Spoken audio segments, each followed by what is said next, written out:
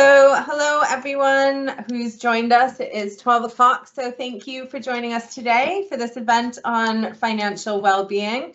My name is Susan Heyman, and I am the CIPD Members, Networks and Communities Manager across Northern Ireland and Scotland.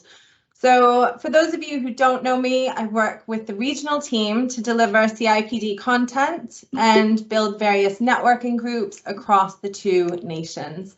And we have some really exciting changes coming this autumn to the networks and communities that we've built. And hopefully we will be able to continue delivering more responsive and very timely content like we are doing today.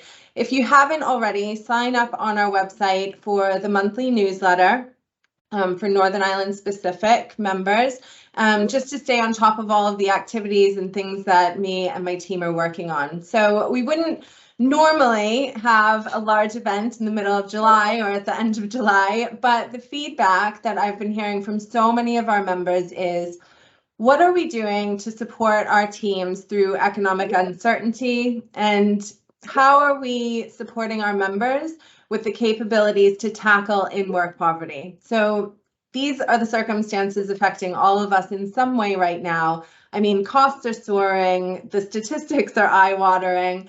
So I think an event like today is really relevant and timely and can offer some solutions for you, hopefully.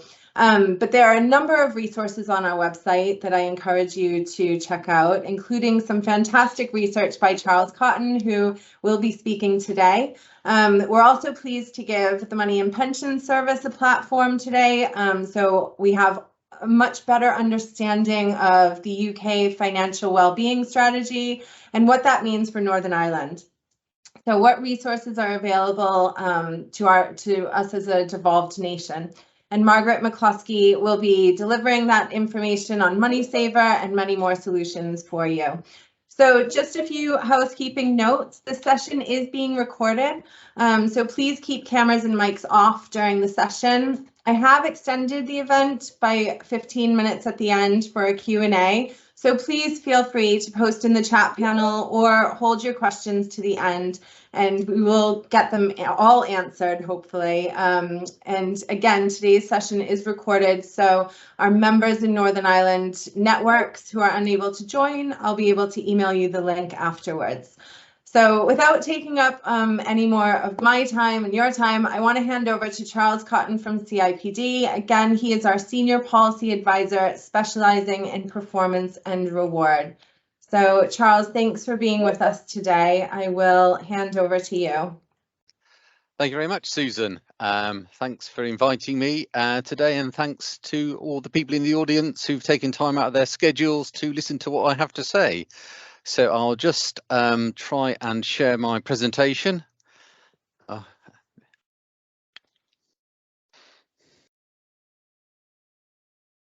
So hopefully everybody can see. Well, you can you see it, Susan?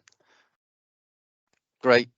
So I'm going to be talking about how to make work a more reliable route out of poverty based on research that the CIPD has done and some resources, the links to which will be at the end of my slide deck. So first thing I'd like to talk about, or for you to listen to, is a short video looking at different types and examples of in-work poverty. So I'll just play this now.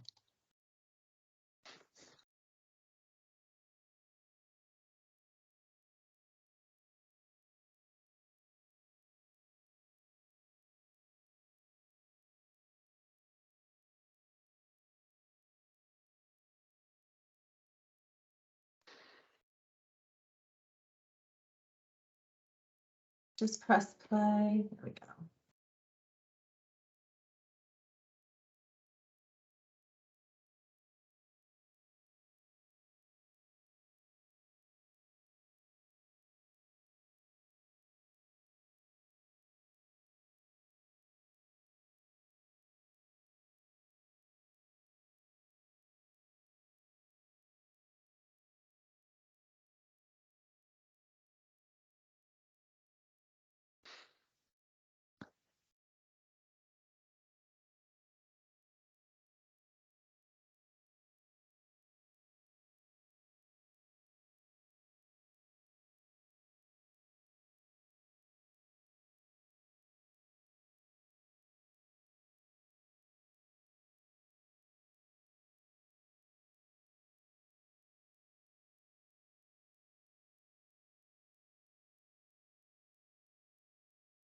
Charles, I'm just going to ask you if you could start over. Can you unshare and then share again? Because it wasn't, I don't think it was synced. We're having chat panel response that nothing's being played.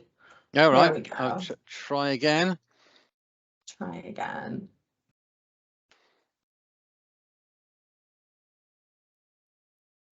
There we go. Any better, everybody? Haven't started yet, so no. Let's see. I've just pressed the play button, so hopefully you can. Yes, all set. Thank you.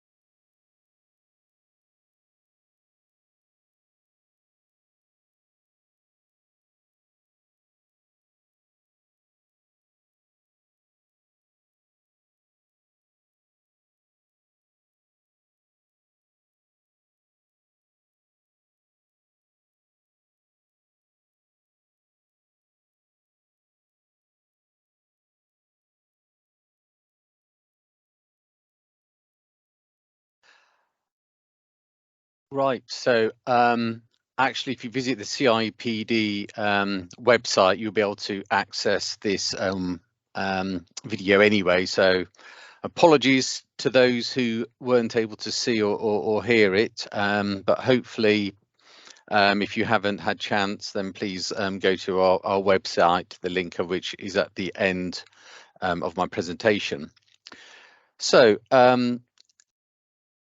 even before the I suppose the cost or the onset of the cost of living crisis, 1 in 8 workers were already struggling to make ends meet, and this is higher among certain groups of employees as well, such as the low paid. And inflation is predicted to rise to just over 11% in the coming months. So it's likely more will find themselves struggling, especially low earners who often have a higher cost of living. Now, the CIPD believes that work can and should be a reliable route out of poverty, and that's why we've teamed up with the Joseph Rowntree Foundation to create a free online resource to help HR practitioners. Now, while we look at what employers can do, we also recognise that government also has a vital role, but given the focus of this afternoon, well, this presentation and the limited amount of time we've got, we're just going to focus on what HR can do rather than what employees or government or the industry, financial service industry can do. Now, we carried out a survey back in January 2022, this year, January 2022, and some of the figures we found when we surveyed workers was, for instance, 1 in 3 said that their pay wasn't enough to help, for them to save for the future. 1 in 4 said their pay isn't enough to cope with a £300 emergency. 1 in 7 said they had to cut back on essentials such as fuel or food. And 1 in 8 had lost sleep due to money worries. Now, it's probably that if we were to carry out this survey again around now, that these figures would probably have worsened. Now, why should HR be concerned about tackling in-work poverty? So I think we can say that not only does it help your employees, it can also benefit the organisation. A CIPD report finds that money worries can impact on employee health, such as through loss of sleep, absenteeism, or being unable to focus on work. And perhaps unsurprisingly, this can affect performance. And we found that almost 1 in 3, almost 3 in 10 employees, or 28%, admitted that money worries were having a negative impact on how well they did their job. And this increased to 1 in 3, or 34%, among low-paid workers. Now, employers that act to reduce the risk of poverty or the risk of people falling into poverty and help those who are in poverty should have a more committed and potentially productive workforce. Now, in addition, showing your support for tackling in-work poverty demonstrates that you're a responsible business for your current and future employees, as well as other stakeholders such as your investors, customers, etc.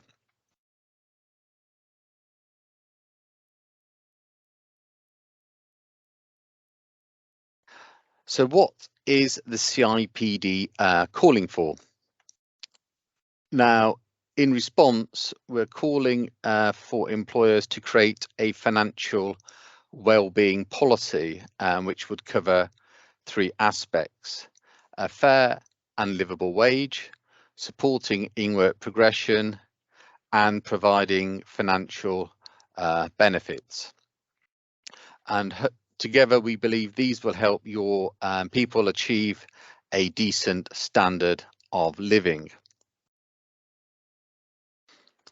So let's looking at these aspects in turn.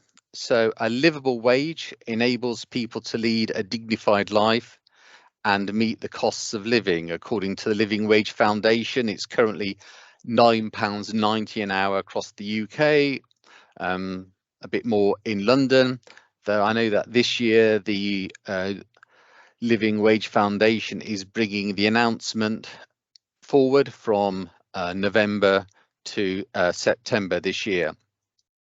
Now, there are several benefits in paying an hourly rate equivalent to or higher than the voluntary living wage, including improved recruitment and retention, better staff management relations, higher employee engagement.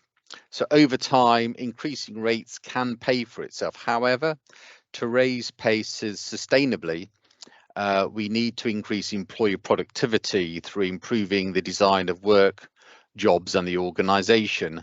Now, that's another session in its own right, but these are the things that we need to focus on if we are going to be able to increase pay in a sustainable way. However, it's not just pay rates. Hours are also important. A decent hourly rate won't always protect people from poverty if they can't work enough hours.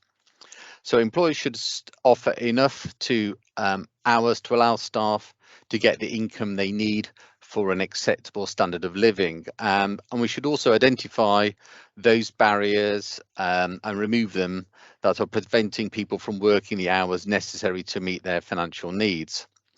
So other things to consider include giving reasonable notice of shifts. The CIPD is calling for employers to give people a 7-day minimum notice, or fully compensating people when their shifts are cancelled with less than 24 hours notice. Now, being paid fairly is also important. Employers can show pay fairness in several ways, including being transparent about how wages are set, telling people how they can get a pay rise, ensuring job vacancies, advertise salaries, ensuring pay outcomes and processes are fair, such as by checking the reasons for gender, ethnicity, etc. pay gaps, as well as asking staff for their views about how pay is managed in their organisation. The second area is supporting in-work progression. Now, people need a clear path to follow, access to the right training and a supportive line manager. For example, HR professionals can help by promoting a culture of lifelong learning and showing people of all ages and career stages a clear path to progress if they want it. Investing in targeted training and development, so to help people fulfill their potential regardless of their age, disability or other factors. Fostering inclusive flexible working, which ensures those who are working flexibly aren't overlooked for development opportunities, as well as quashing, I suppose, perceptions that flexible working is unsuitable for managerial roles. Giving staff the opportunity to learn from a mentor to help boost their confidence and ambition, while shadowing and work experience schemes aimed at low paid workers can help expose them to a variety of different roles and opportunities throughout the organisation. Now, with competition for talent so intense, these things are often easier and more cost effective than recruiting new people to plug skill gaps. Also, those investing in their people will also enjoy improved staff retention, loyalty and engagement. And the other area is around providing financial well-being benefits. The Joseph Rowntree Foundation finds low paid earners attach greater value to those benefits that reduce their highest living costs, such as food, travel, childcare, etc. And it suggests that employers focus in these 4 areas. So, for instance, when it comes to housing and utilities, things like a rental deposit scheme, accommodation or rent subsidies, and subsidies or loans for technology and telecommunications. When it comes to things like child or elder care, it's around things like flexible working, paid time off for emergency caring responsibilities, subsidised childcare, or helping people access the government's tax-free childcare scheme. When it comes to travel, it could be things like transport, season ticket loans, travel expenses, cycle to work, bike loans. When it comes to food and leisure, it could be free or subsidised meals and drinks, shopping and lifestyle discounts, vouchers, gym membership, etc. CIPD research also finds that many employers now offer staff occupational sick pay to enable them to take time off when ill without risking their livelihoods, crisis loans to help them deal with unexpected financial shocks, the option to choose how often they're paid to help them better manage their money, alerting people to financial scams to help them protect their finances, financial awareness programs that explore a variety of topics such as the relationship between higher pay and universal credit, or more higher pay and child benefit, and also helping to break down the stigma associated with talking about money issues at work. But it's also important to let people know about your benefits. If people don't, even if you've got a great package, people won't, know what's on offer. So make sure you regularly remind them what's on offer, how it could help them, and how to access these perks. So having a financial well-being policy should make it easier to communicate what you're doing and why, as well as assessing its impact. HR teams should help bring their employers bring these 3 elements under a policy aimed at improving the welfare of employees.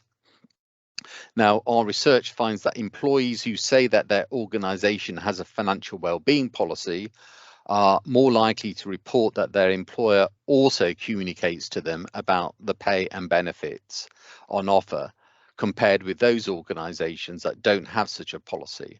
And unsurprisingly, employees in organisations with a financial well-being policy are more likely to value the pay and benefits on offer and are more willing to ask for help if they have money problems, compared to those employees in organisations where there isn't such a policy. However, HR should consider how to tailor their communications according to employee circumstances, such as age, pay, and comfort with digital media, etc.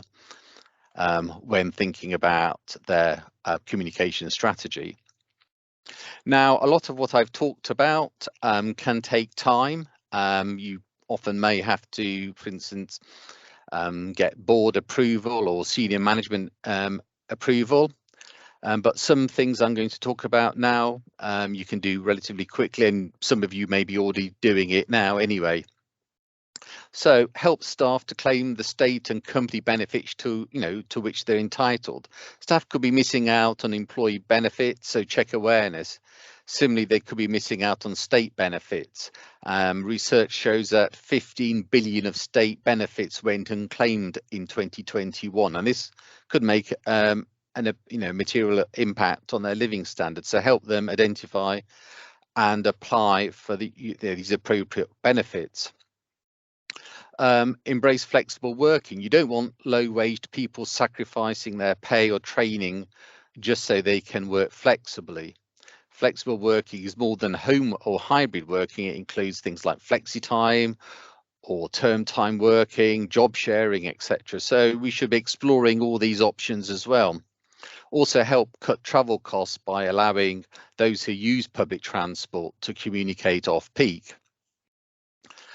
Support well-being. I mean, HR are already busy developing line managers, so offer training toolkits, etc., to help them better manage the performance, development and reward of those who are flexibly working, such as through regular catch-ups, bringing for those types of workers. Bring financial well-being into your health and well-being policy. So, for instance, stop smoking or quit gambling courses are often seen as just a health initiative. Yet, while there can be health consequences from these addictions, there can also be financial ones. So it's important to kind of bring these elements together within your broader mental and physical health and well-being policies as well. And lessons can be learned from how employers have been encouraging workers to be more open about their mental health concerns to reduce the stigma about talking about their financial concerns and worries. Now, encouraging people to be more open about their money worries is important, because the earlier you ask for help, the easier it is to assist. And the Money and Pension Services has Talk Money Week, which is a great opportunity. You can get an idea of employee financial concerns through surveys or workshops, and then signpost them to sources of help, such as internally your employee assistance program or your employee benefits provider, and externally it could be Citizen Advice, Money and Pension Service, etc. Now, before I hand over to Margaret to talk about what the Money and Pension Service can offer employers and their employees, here is the list of the resources that I've been talking about. So the In-Work Poverty Hub, which we launched with the Joseph Rowntree Foundation. We've also looked at financial wellbeing guidance. We've got some employers who've given case studies on our blog posts or CIPD communities. And recently, you may have seen it, but the CIPD kind of launched a resource aimed at helping employers respond to the cost of living crisis and how they can help their employees through that. But I'll answer any questions after Margaret's session. So I'll now just pass through. Thank you. Thanks, so I'll just stop sharing now, isn't it? So I think. Yep. And as I said, just if some people did have problems with the video, again, if you go to the CIPD In-Work Poverty Hub, you'll be able to find that video and actually a longer version on the CIPD website. That's great. Thanks so much, Charles. Yeah, Margaret, over to you. That's great. Thank you, Susan, for the kind invite. to meet with CIPD members today, and thank you CIPD members for your valuable time to meet with Money and Pension Service. And I suppose I could start with explaining who Money and Pension Service are. So we are, obviously Money and Pension Service is our corporate name, and MAPS is the acronym for our name. We're an arm's length body of the DWP, and we were formed in 2018. However, we have been about for considerable time, and prior to 2018, as you can see here on the left-hand side of the slide here, we were Money Advice Service, we were Pension Advisory Service, and we were PensionWise. So we were pulled together under our new corporate name. And Money Helper is our consumer brand, and it's one of the resources I'm going to demonstrate later on this afternoon as a possible resource that you may want to consider adding into your internal channels as part of your financial wellbeing strategy. So we, Money and Pension Service, have been given the legal responsibility to bring about a UK financial wellbeing strategy. According to the OECD, you know, the UK is well down in the G20 rankings in terms of financial well-being. So, you know, for example, countries like France, Finland, Norway, Canada, and Hong Kong are all in front of us in terms of financial well-being. And financial well-being is measured by our knowledge, behaviour, and our attitudes towards money. And of course, then, this is the 5 pillars of the UK financial wellbeing strategy. So you can see here from, you know, financial foundations, from helping children and young people, you know, to build financial wellbeing knowledge, right through to our future focus, which is preparing for retirement and our social care. So it's everything then else in between. So you as an employer, you know, you go through with your employees every milestone, every life event, you know, in terms of money with your employees, and you know, you're very much engaged with them through these types of life events, and you're well placed, you know, to offer structured guidance and timely signposting, as Charles mentioned earlier, you know, to your staff, and you can actually do that with the support of some of the resources the Money and Pension Service has. So, you know, as a responsible employer, we would like to guide you through implementing these 5 pillars into your workplace. If you feel after today's session that it's something that you would like to consider MAPS as a partner to support you with financial wellbeing, and everything that we do as a government body is going to be free of charge. So there's no added on or hidden costs here. It would be part of what you want to do in terms of building that resource. That's where the cost would be within your business. So I'm going to, you know, touch on, you know, Money Helper. For example, I'll be pulling in through some of the resources I'll show this morning. I'll bring in credit counts, and I'll bring in the better debt advice as part of, you know, this theme today in work poverty. So in terms of financial wellbeing, it's not about what people earn. It's about, as I said earlier, it's about our relationship with money. And you know, MAPS did some research in 2021, and we found that, you know, that those with higher financial wellbeing are much more likely to be content with their lives than those earning top salaries. People with high financial wellbeing are more satisfied with life than those in households with income over 50k. So it really is more or less proof that money alone does not necessarily buy us happiness. Our survey also found that across the UK, 16 million adults have low financial wellbeing, and more than a third admit to feeling worried when thinking about money matters. And that seeps into the workplace, you know, both in absenteeism and presenteeism. Financial wellbeing is about feeling secure, confident, and in control of your money. And it's about making the most of your money day to day, dealing with the unexpected, and being on track for a healthy financial future. In short, financially resilient, confident, and empowered. So I just want to touch on this here important slide here. There is a strong relationship between financial wellbeing indicators and mental health and wellbeing. People experiencing mental health problems are 3.5 times more likely to be in problem debt than those without mental health problems. Mental health problems can affect a person's ability to concentrate, process complex information, plan and solve problems, and remember necessary steps, as well as having depleting energy and motivation. It can also increase impulsive behaviour. And during periods of poor mental health, some people take out new credit that they wouldn't have otherwise applied for. And such new commitments might include unaffordable credit products that create a lasting financial burden. So how can MAPS support your business build a financial wellbeing strategy? Well, look, we have a suite of guidance tools and calculators in the name of Money Helper that could perhaps be, embedded into your internal channels.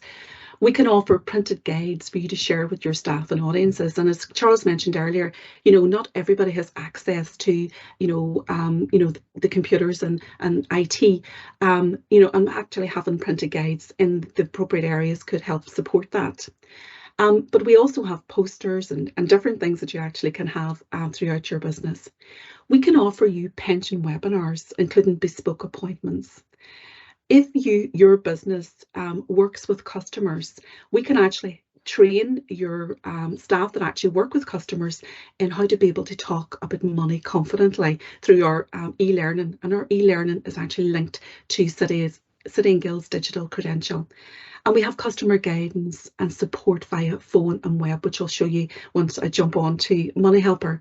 And of course, I mentioned earlier in terms of one of the pillars, the nation of savers. And we have evidence and insight for payroll savings. And of course, back with that, then we also will be able to give you financial wellbeing survey bank of questions if that's something that you would like to do also. So I'm just going to pop across now. I'm just going to stop sharing here, and I'm just going to pop across to Money Helper to demonstrate this as one of our resources that you could perhaps build into your internal channels. Now, Money Helper is a government website, and it offers free, impartial money and pension guidance. It cuts through financial jargon and complexity to help build knowledge and confidence and reduce anxiety in all types of money matters. And it's here that people will be able to take greater care right now when taking financial decisions. So you can talk to us live. You can talk to us about money guidance. You can have your staff add this WhatsApp number onto their mobile phones, and then they'll get Money Helper as the icon under the settings for Money Helper. And then they'll be able to communicate with us during office hours, or even after they go home in the evening time. And sometimes our money worries only really set in, as the evening draws to a close and right into the night time. And it's here that this information also can be passed not only to your employees, but encourage your employees actually to pass it across to their family and friends. You can actually have free telephone advice. And we're open Monday to Friday, 8 AM to 6 PM. And you can also have, if English is not your mother tongue and you employ people, within your employ, they can actually have an interpretation service with ourselves as well.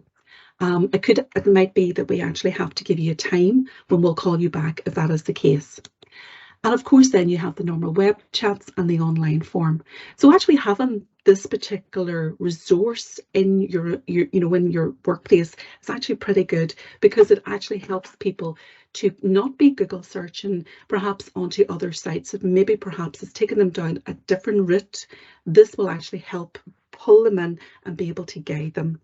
Both on telephones, WhatsApps, and then if they later when I show you this in terms of self-serve articles.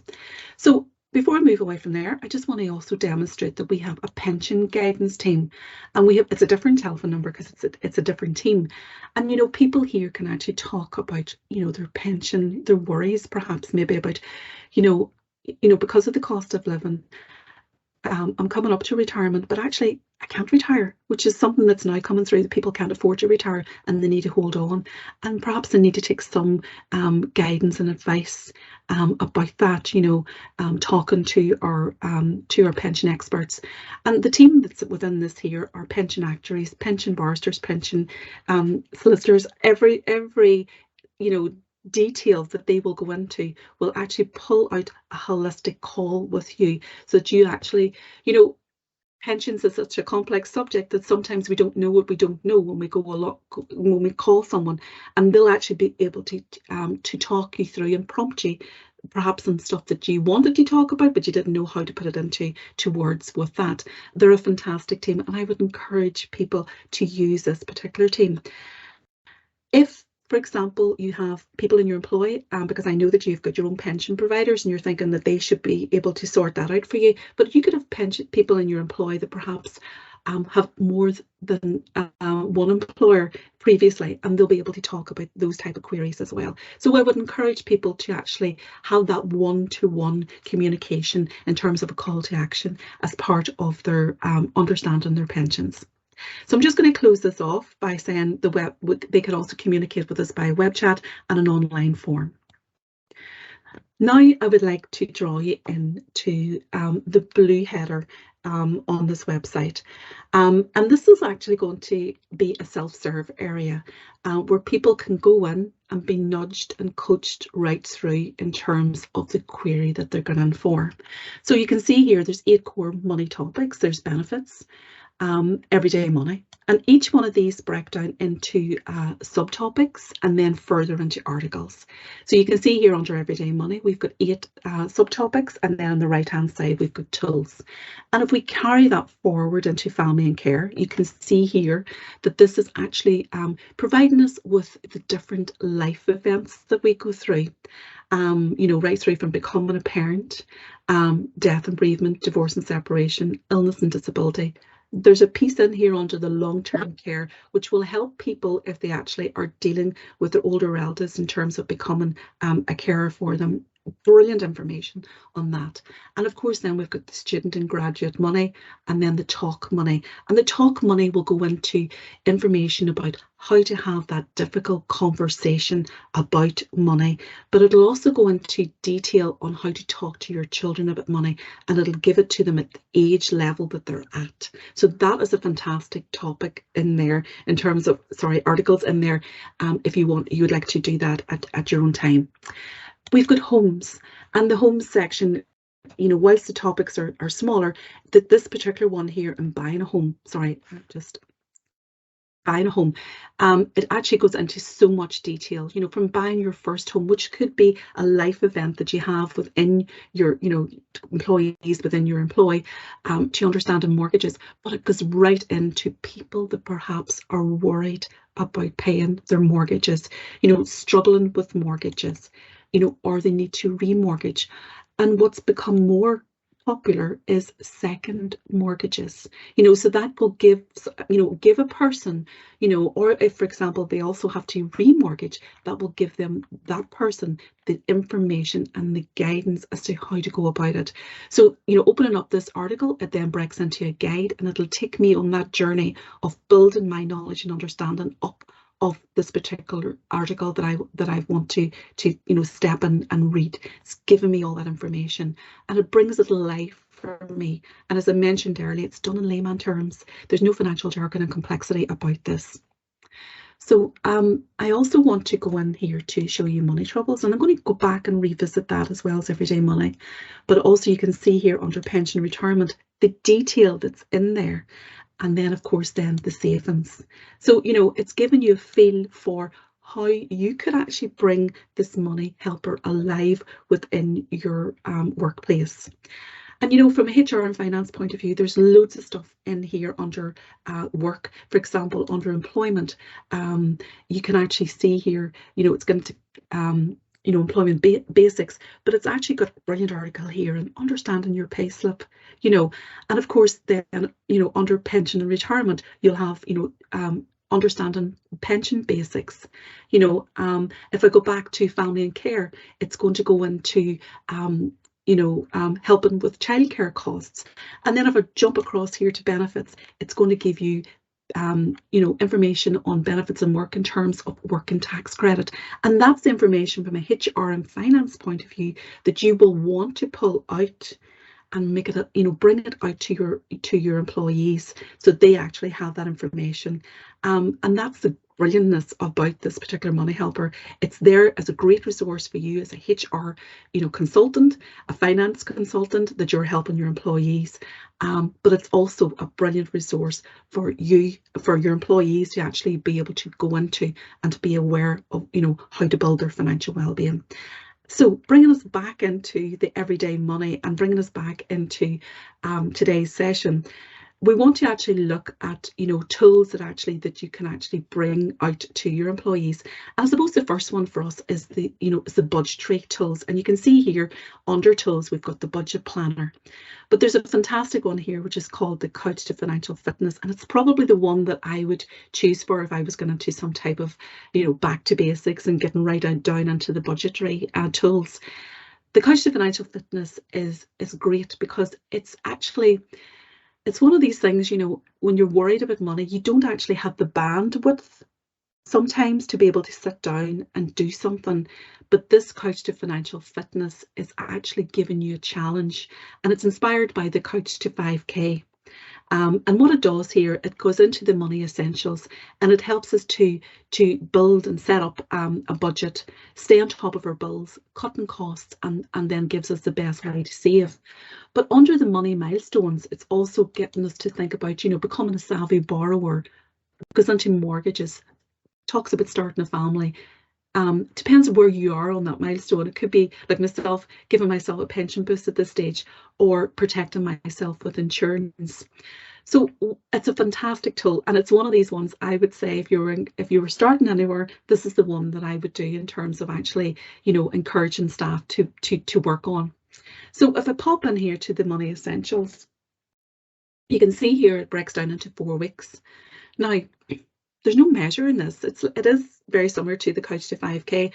Somebody's going to be on that Couch to 5K quicker than others. I'm going to be the one that's going to be the last one off the couch here. But it's, for me, it's going to be I can work at my own pace on this. We have done it in such a way that we give it to you in weeks just to keep it more measurable here. But I can actually look at managing my money, and it's given me 3 activities for that particular week. So if I pop in just to show you, I'm going to just show you week 1 and week 2 to give you a feel for how good this tool is in terms of coaching and nudging people to get underway.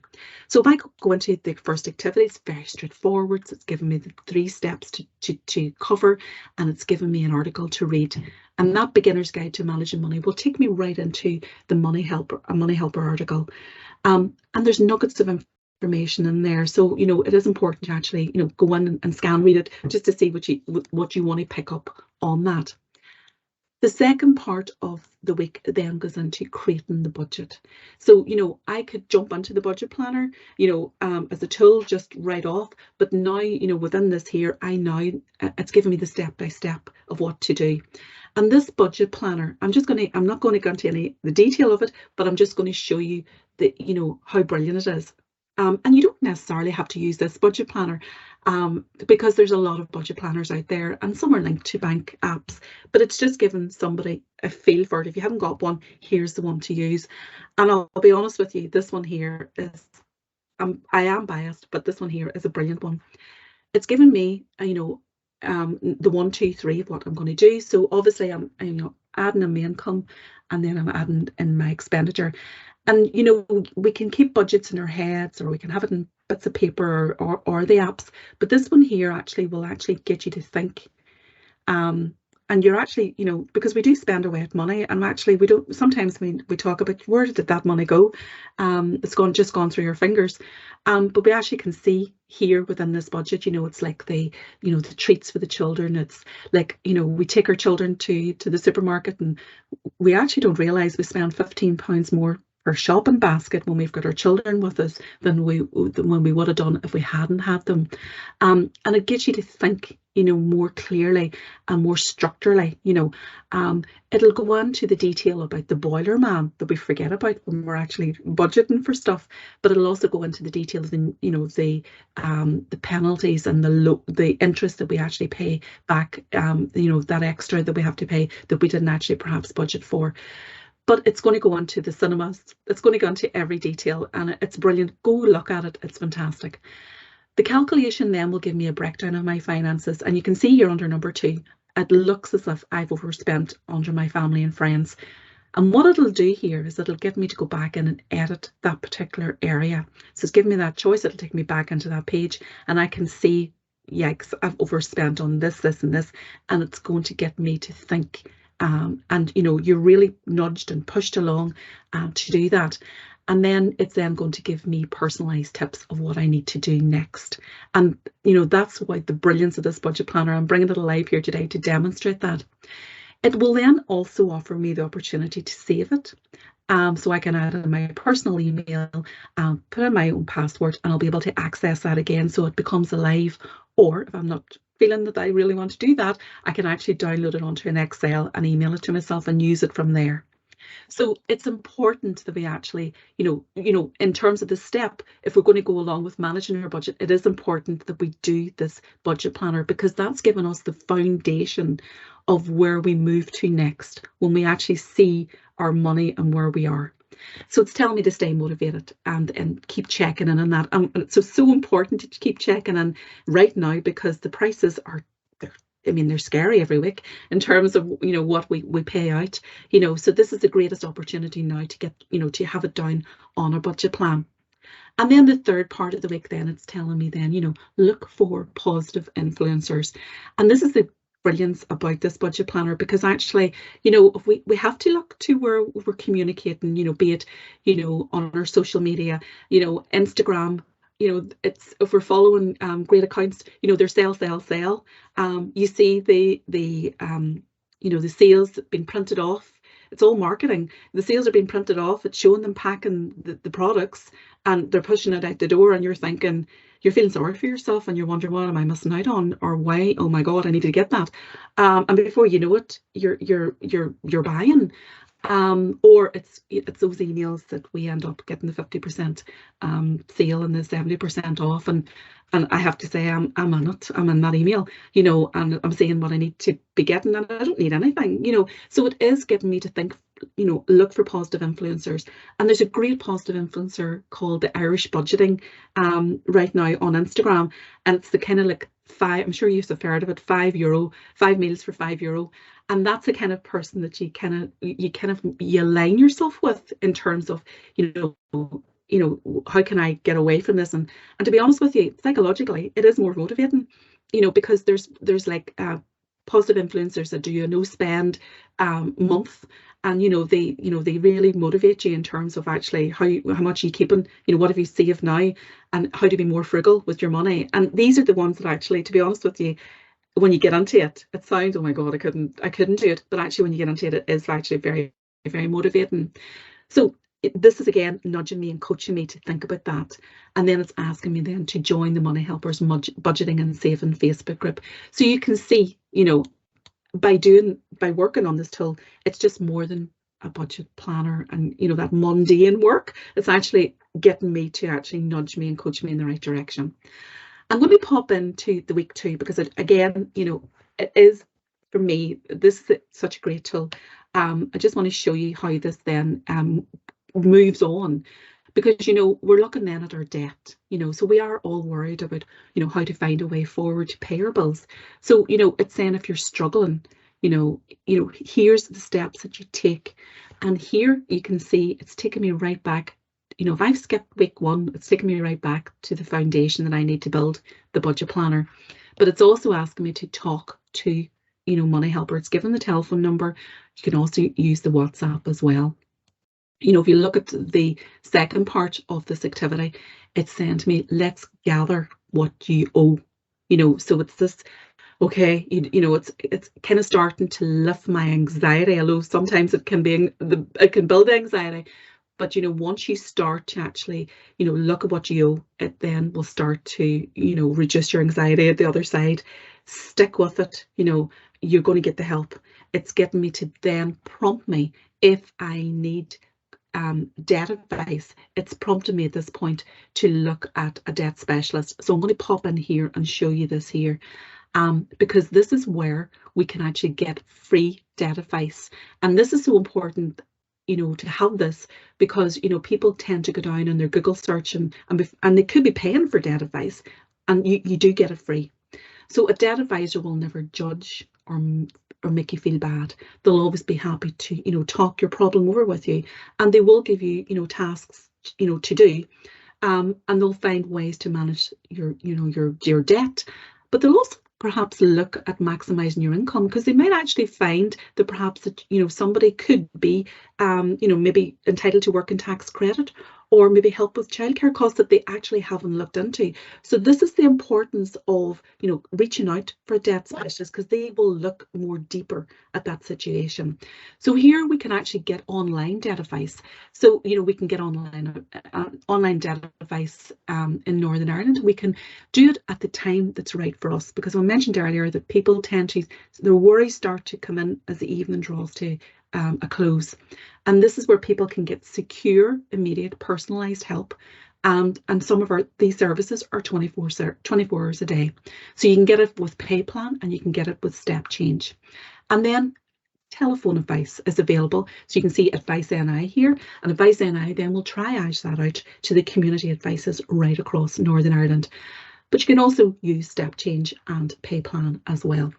So I'm just going to pop back to week 2. That takes care of it, because we're nudging and we're coaching people to go in the right direction. Because, sometimes when the debt is there, we don't know where to look. We just keep burying our head. And this is where you, as a HR, finance, or mental health first aider, this is the tools that you have that can actually coach and push people in the right direction. And then, of course, which debts to pay off first. And it's given me that, prioritise your debts. And I'm going to show you in a wee second a bill prioritiser. But this is now giving me the coaching here that I need. And it's prompting me again to go back to the debt advice locator if I haven't already done it. But it's also asking me to join the private debt support community Facebook group, which is something, again, that you wouldn't pick up, in terms of actually looking out. This is all here. So you can get a feel for how good this tool is. So that takes care of the Money Helper, and I know I've spent a good bit of time on that, to demonstrate it, but it for me, it takes you on that journey through other areas within Money Helper, and right now that's where people do need the help. I'm going to pop in now to Money Troubles here, because I am conscious that the time's ticking on here, Susan. So I'm actually going to go into the Money Troubles section here and spend a wee bit of time on it, because here we have got a bill prioritiser here, and this is a new tool. It's out a few weeks. So if we scroll down here, this is actually going to, sorry, because I was using it earlier. Just let me just come in here again. Let's see, I just go back about 50 seconds.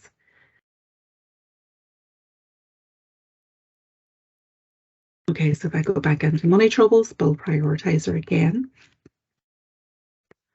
and I scroll down here, this is going to help me to choose the bills and payments that I'm worried about.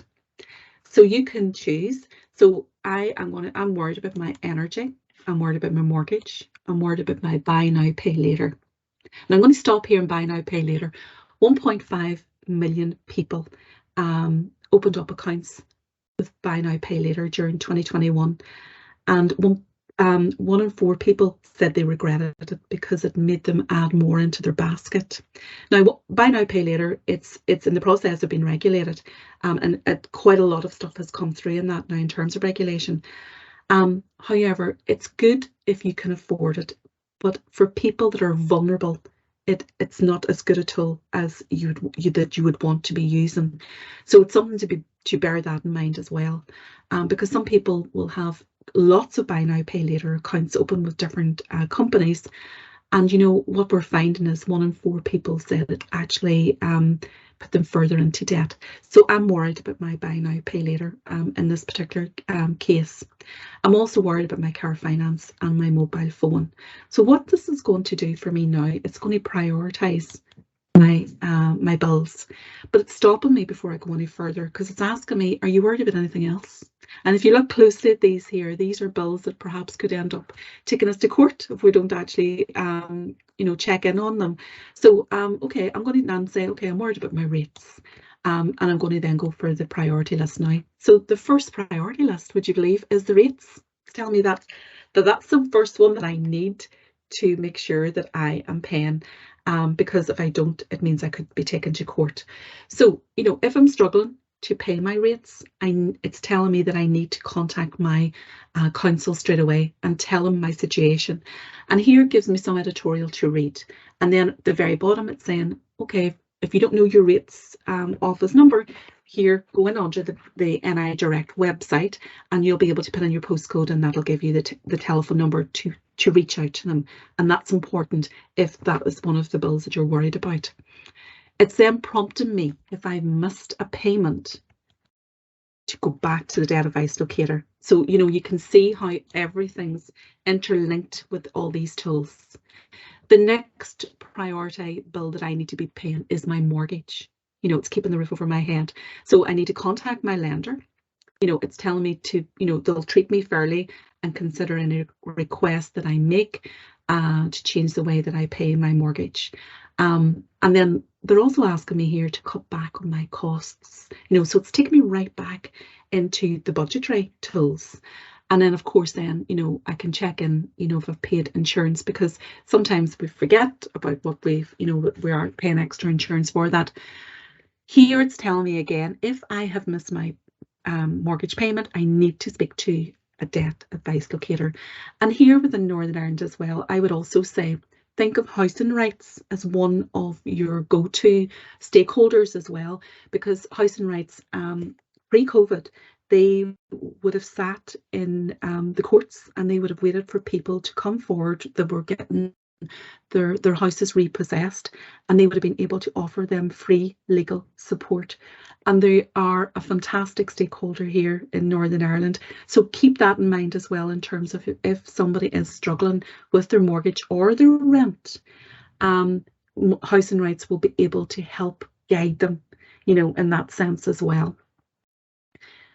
In terms of the third priority debt it's asking me to think about, it's my energy, you know, and it's, you know, that is for everybody. You know, we are all very, very worried about our energy bills coming up. And this is where perhaps I'm going to bring in the pillar nation of savers, because we estimate that, you know, 11.5 million people in the UK have less than £100 in savings.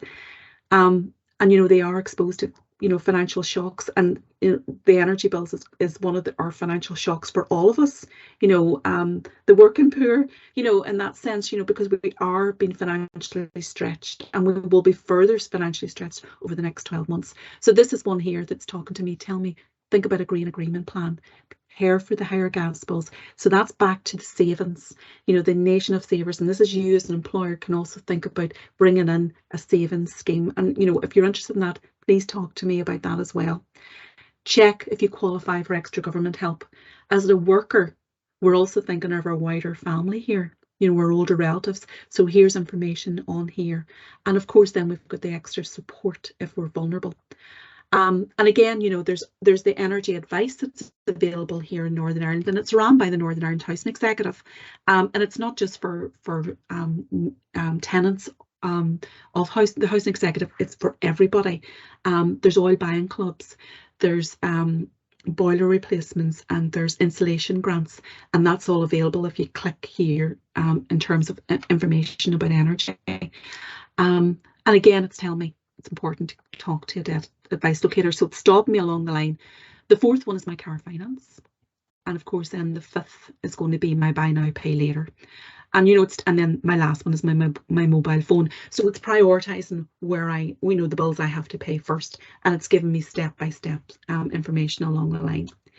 Conscious of the time, again, I just want to finish off this section here by saying that there's absolutely a fantastic information here under the managing your money in uncertain times. It goes right down into living on a squeezed income. It looks at the mental health situation, you know, the money problems and mental health and well-being.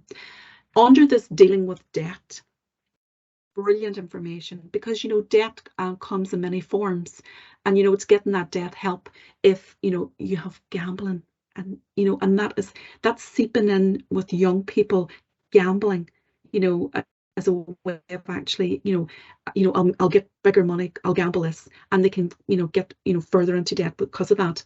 And we know of people actually are taking out loans to say I'm doing this and I'm doing that, but they're actually gambling. And, that's leaving them in a worse situation. So here's help with that. And of course, then, the illegal lending, which is the loan sharks. And, this could be somebody in your employ that perhaps needs that, but it could also be something that you may want your staff, your mental health first aiders, or your finance colleagues to be aware of all this information so they themselves can actually build their own money confidence in a particular subject, so they themselves then can be able to signpost or draw their employees to a particular area within the Money Helper. So it's 1 o'clock now, Susan. It's a very short journey of what's in here. There's so much more, and I can meet people that are interested in moving forward with the Money and Pension Service Financial Wellbeing Strategy, and show them much more that's in here. So thank you so much for your time this morning. That's great. Thanks, Margaret. I just had a couple of questions come in. So we have some organizations that are across the whole island. So if they have staff in both the UK and Republic of Ireland, would the ROI staff be able to access this, or is there an alternative or an equivalent that they could use? Yeah, there is an equivalent that they can use, and we can introduce them to that. CCPC, if they look up that, CCPC, that's our equivalent in Republic of Ireland, and they would be able to have the likes of Money Helper on their internet, and also the CCPC Money Hub as well. And we do have quite a lot of employers that actually do that just now. Great, I'll pop that in the chat. See if there are any other questions. Just people saying great things about the session. Learned a lot today. I'll be able to share the link so people can share it with their teams. I think it's pretty comprehensive. But yeah, if there are any more questions, I didn't get any in the chat while you were speaking, apart from that one about Ireland, and I've put the CCPC email address, website in the chat. So if there aren't any more questions, no, that's great. I will, send out the link within the next couple of, this week anyway. As soon as Teams decides it's done recording, I'll stop recording now.